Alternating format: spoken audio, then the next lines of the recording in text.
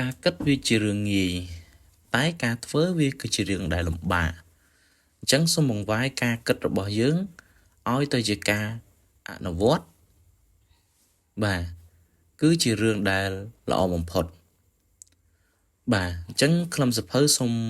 លើកយកនៅទស្សនៈគំនិតរបស់បុគ្គលល្បីៗគឺលោកជូហ្វាន់ហ្វូកាំងបាទដែលដកស្រង់ចេញពីសៀវភៅសុភាសិតជោគជ័យដែលលើកយកពំណូលរបស់បុគ្គលដែលមានឥទ្ធិពលនិងបុគ្គលដែលល្បីៗយកមកបកស្រាយគោលគំនិតឬក៏សរុបអត្ថន័យទាំងអស់ហ្នឹងបាទ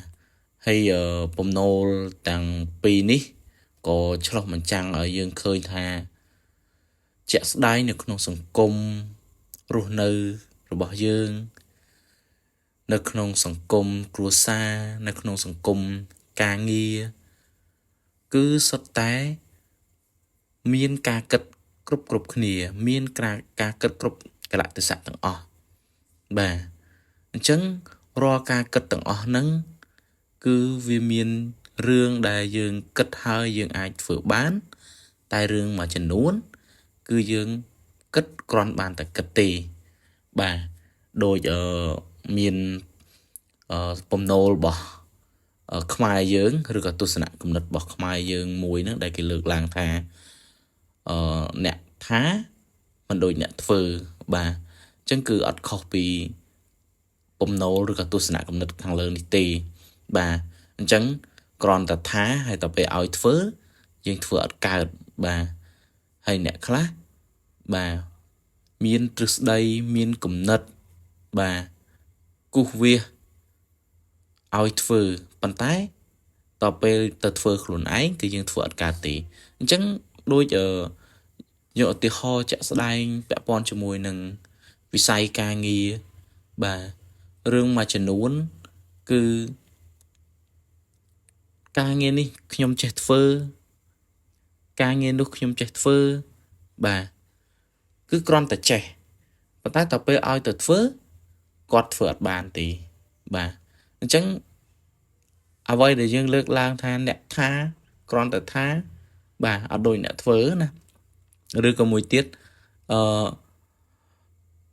ឃើញ10មិនស្មើនឹងបានប៉ះម្ដងអីចឹងទៅបាទប៉ះម្ដងបាទមិនស្មើនឹងបានធ្វើម្ដងបាទអញ្ចឹងដូចពំណូលទាំងអស់ហ្នឹងបានលើកឡើងអញ្ចឹងបានន័យថាធម្មជាតិរបស់មនុស្សយើងនរណាក៏អាចគិតបានដែរបាទនរណាក៏គាត់អាចសុបិនបានដែរប៉ុន្តែតើការគិតរបស់គាត់ឬការសុបិនរបស់គាត់នឹងសួរថាអាចនឹងខ្លាចជាការពិតអត់បាទរឿងមួយចំនួនបើសិនជាគាត់គិតហើយគាត់ធ្វើបានអូខេអញ្ចឹងវាអាចនឹងសម្រេចជោគជ័យទៅលើរឿងដែលគាត់សុបិនដែលគាត់គិតតែបើសិនជារឿងមួយចំនួនដែលគាត់គិតហើយគាត់មិនអាចធ្វើបានអញ្ចឹងគឺប្រកាសណាស់ថាគាត់មិនអាចនឹងមានថ្ងៃជោគជ័យទេបាទអញ្ចឹងសូមឲ្យគ្នាយើងឬក៏បងប្អូនទាំងអស់គ្នានៅពេលដែលយើងគិតហើយសូមដាក់ចិត្តដាក់កាយក្នុងការចុះទៅប្រឡូកប្រឡាក់ឬក៏ចុះទៅអនុវត្តការងារនឹងឲ្យបានល្អបាទអញ្ចឹងបើសិនជាយើងអត់អនុវត្តការងារទាំងអស់ហ្នឹងទេសួរថាតើយើងអាចឈានទៅដល់គោលដៅយ៉ាងដូចម្ដេចបាទប្រកាសណាស់ថាយើងបានតថាទេបាទយើងបានតថាយើងអត់បានធ្វើណាបាទយើងបែរជាមកអង្គុយធ្វើមិនដឹងហើយមិនព្រមទៅធ្វើការងារទាំងអស់ហ្នឹងឲ្យបានប្រសើរឡើងបាទឧទាហរណ៍ថាយើងធ្វើការមួយយើងចង់ឡើងតំណែងមុខតំណែងមួយប៉ុន្តែនៅពេលដែលមេដាក់ការងារឲ្យធ្វើស្រាប់តែអត់ធ្វើទេគិតថាការងារទាំងអស់ហ្នឹងខ្លួនឯងចេះប៉ុណ្ណឹងធ្វើបន្តិចហើយតែពេលជាក់ស្ដែងទៅធ្វើការងារទាំងអស់ហ្នឹងធ្វើអត់ចេញបាទធ្វើអត់បានបាទហើយសួរថាតើបើសិនជាយើងអត់គិតអភិវឌ្ឍជំនាញ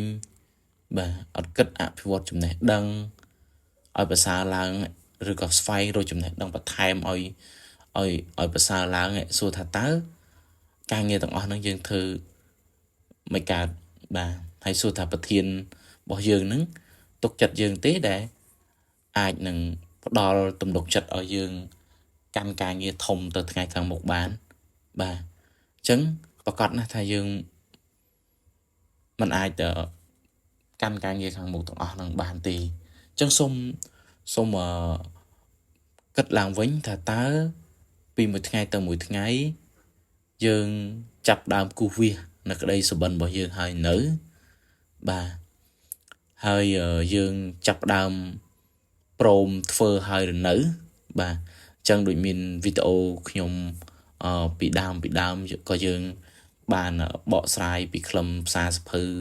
សំខាន់ដែលពាក់ព័ន្ធជាមួយនឹងការដែលយើងចាប់ផ្ដើមធ្វើការងារឬក៏ការដែលយើងចាប់ផ្ដើមអនុវត្តការងារដែលយើងស្រឡាញ់ហ្នឹងគឺយើងនឹងមានសម្រាយច្រើននៅក្នុងវីដេអូនោះអញ្ចឹងបងប្អូនអាចបើសិនជាមានចង់ដឹងអីបងប្អូនអាចត្រឡប់ទៅមើលវីដេអូចាស់របស់ខ្លឹមសភៅរបស់យើងបានបាទអញ្ចឹងសរុបមកវិញពាក់ព័ន្ធជាមួយពំនោលខាងលើនេះគឺយើងត្រូវមានគំនិតហើយយើងត្រូវមានការអនុវត្តបាទហើយបន្ទាប់ពីការអនុវត្តរបស់យើងទៅយើងមានចំណុចណាដែលគិតថាអត់បានល្អទេឬក៏អត់ទាន់បានល្អទេសូមធ្វើការកែច្នៃឡើងវិញបាទអាចថាយើងច្នៃទៅរកវិធីសាស្ត្រផ្សេងដើម្បីឲ្យសមស្របទៅតាមមធ្យោបាយរបស់យើងដើម្បីសម្រេចទៅដល់គោលដៅនាពេលអនាគតរបស់យើងនឹងបាទអញ្ចឹងសរុបមកវិញការរីកចម្រើននៅលើលោកនេះគឺអាស្រ័យទៅលើការគិតហើយនិងការធ្វើហើយនឹងកែច្នៃឲ្យកាន់តែសម្បូរបែបទៅថ្ងៃខាងមុខទៀតបាទអូខេចឹងមកដល់ត្រឹមនេះវីដេអូរបស់យើងក៏យើងខ្លីៗត្រឹមប៉ុណ្នេះដោយសារតែពាក់ព័ន្ធជាមួយនឹងទស្សនៈរបស់អ្នកប្រាជ្ញល្បីរបស់យើងគឺយើងមានច្រើនថែមទៀតហើយសង្ឃឹមថាបងប្អូនចូលចិត្តនៅការលើកឡើងទស្សនៈរបស់អ្នកប្រាជ្ញល្បីដើម្បីយើងចូលមកបកស្រាយបន្ថែមហើយសូមតាមដានជាមួយនឹងការលើកឡើងនៅទស្សនៈរបស់អ្នកប្រាជ្ញល្បីបន្ថែមទៀតបាទអញ្ចឹងបើសិនជាពេញចិត្តសូមជួយ like subscribe ហើយ comment ដើម្បីស្ថាបនានៅវីដេអូនៅថ្ងៃខាងមុខបន្តទៀតបាទអរគុណជម្រាបលា